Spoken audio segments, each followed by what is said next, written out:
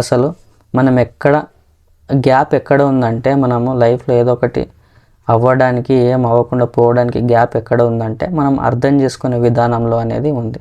So ఎందుకు ఇలా అంటున్నానంటే, మన లైఫ్లో జరిగే కొన్ని విషయాలకు మనం ఏం చేస్తుంటామంటే రియాక్ట్ అనేది అవుతుంటాము. ఎవరెవరైతే సక్సెస్ఫుల్ పర్సన్స్ అనేది ఉంటారో వాళ్ళు వాళ్ళ లైఫ్లో జరిగే దానిలోకి వాళ్ళు చాలా వాటికి వాళ్ళు రెస్పాండ్ అనేది అవుతుంటారు. అంటే ఇక్కడ రియాక్షన్కి రెస్పాండ్కి చాలా తేడా అనేది ఉంది. సో రెస్పాండ్ అనేది ఎలా వస్తుంది? Based on data, based on proofs. ఇది రియాక్షన్ అనేది ఎలా వస్తుంది? రియాక్షన్ అనేది మనం ఏదైతే నమ్ముతామో దాన్ని బట్టి రియాక్షన్ అనేది వస్తుంది. సపోజ్ ఏదో ఒక పిల్లగాడు ఒక ఎగ్జామ్లో ఫెయిల్ అయ్యాడు అని అనుకోండి. ఎగ్జామ్ పోయి మంచిగా రాశాడు, ఎలా అయినా సరే పాస్ అవ్వాలనుకున్నాడు, కానీ రిజల్ట్ వచ్చాక వాడు ఫెయిల్ అనేది వస్తుంది. అదేంది? రియాలిటీ. కానీ ఇప్పుడు ఆ రియాలిటీని చూసి ఏమనుకుంటాడు? ఓ నేను ఫెయిల్ అయిపోయా అంటే నేను అంతగానం ఇంటెలిజెన్స్గా అంతగానం తెలివి లేదేమో నాకు, నేను ఒక ఫెయిల్యూర్ని అంటే ఇక్కడ ఏం చేస్తుండో వాడికి ఒక మీనింగ్ అనేది ఇచ్చుకుంటుండో నేను ఫెయిల్యూర్ని. సో ఈ ఫెయిల్యూర్ అనేది ఏమవుతుంది? నమ్మకం లాగా అనేది కన్వర్ట్ అవుతుంది. ఎప్పుడైతే వీనికి నేను ఫెయిల్యూర్ని అని అనుకుంటాడో అప్పుడు ఏమవుతుంది? వీడు జస్ట్ ఒక మీనింగ్ ఇవ్వడం వల్ల అది ఒక నమ్మకంలా మారి మన బాడీ ఏమవుతుందంటే వానికి యాంగ్జైటీ ఫీలింగ్, భయం అనే ఫీలింగ్ అనేది వస్తుంది. నేను ఫెయిల్యూర్నా అనేటట్టు ఒక భయం అనే ఫీలింగ్ వస్తుంది.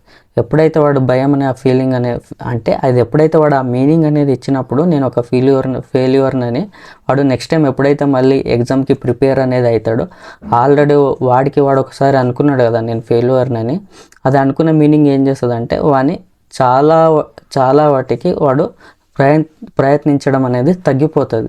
Because of that one mistake given to himself as a failure అని వాడే చెప్పుకున్నప్పుడు ఏమవుతుందంటే వాడు ఫ్యూచర్లో ఇప్పుడు మళ్ళీ ఒక ఎగ్జామ్ రాయాలనుకుంటే వానికి కాన్ఫిడెన్స్ అనేది తక్కువ అవుతుంది. ఎందుకంటే వాడు నమ్మిండు నేను ఒక ఫెయిల్యూర్ అనేది జస్ట్ మీనింగ్ ఇవ్వడం వల్ల అది నమ్మకం లాగా అనేది మారి వానికి చెప్తుంది నువ్వు మళ్ళీ ఫెయిల్ అవుతావురా, ఎందుకు ఇంతగానం ప్రయత్నించేది ఎందుకు అనేటట్టు వానికి ఫీల్ అవుతాడు.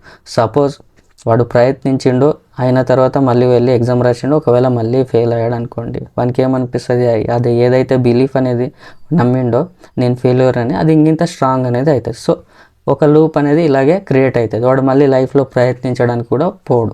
సో అదే ఇప్పుడు ఇంకొక సిచ్యువేషన్ ఊహించుకుందాం.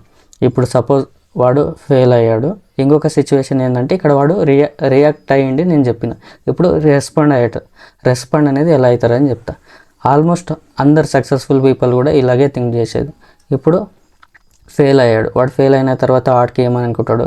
రియాలిటీ ఏంది? ఫెయిల్ అయ్యాడు. కానీ వానికి కూడా అనిపిస్తుంది నాకేం మంచిగా చదువుకోలేదేమో, లేదంటే నేను ఒక ఫెయిల్యూర్నేమో అనేటట్టు వానికి కూడా అనిపిస్తుంది. కానీ వాడు అప్పుడు ఆ టైంలో వాడు ఏం చేస్తాడంటే ఒక చిన్న పౌజ్ అనేది తీసుకుంటాడు.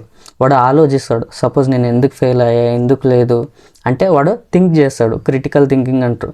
మేబీ నేను ఎక్కడ రాంగ్ చేసినా, ఎక్కడ చదువుకోలేదు, ఏ మిస్టేక్ చేసినా అని వాడు థింక్ అనేది చేస్తాడు. థింక్ చేసుకొని వాడు ఒక ఫీడ్బ్యాక్ అనేది తీసుకుంటాడు నుంచి వాడికి. ఓకే నేను ఇక్కడ తప్పు చేసిన, ఇక్కడ నా మిస్టేక్స్ అనేది నెక్స్ట్ టైం చేయరాదు అనుకొని వాడు మళ్ళీ చదువుకొని వెళ్ళి వాడు ఏం చేస్తాడు?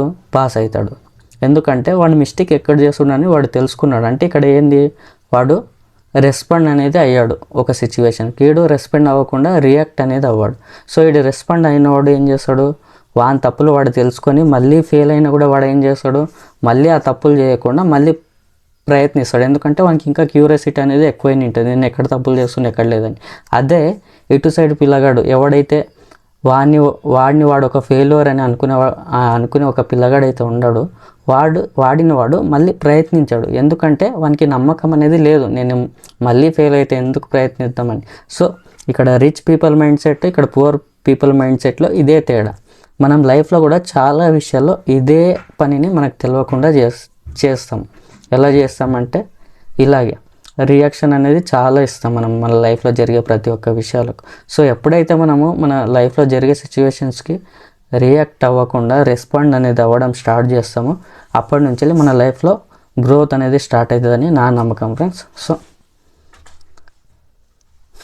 మీకు కూడా నేను చెప్పింది అనేది అర్థమైతే సో తెలుసుకోండి. మళ్ళీ నెక్స్ట్ వీడియోలో మళ్ళీ ఇంకొక దాని గురించి ఇంకొక కాన్సెప్ట్ అనేది ఎక్స్ప్లెయిన్ చేస్తాను. అంతవరకు బాయ్ ఫ్రెండ్స్.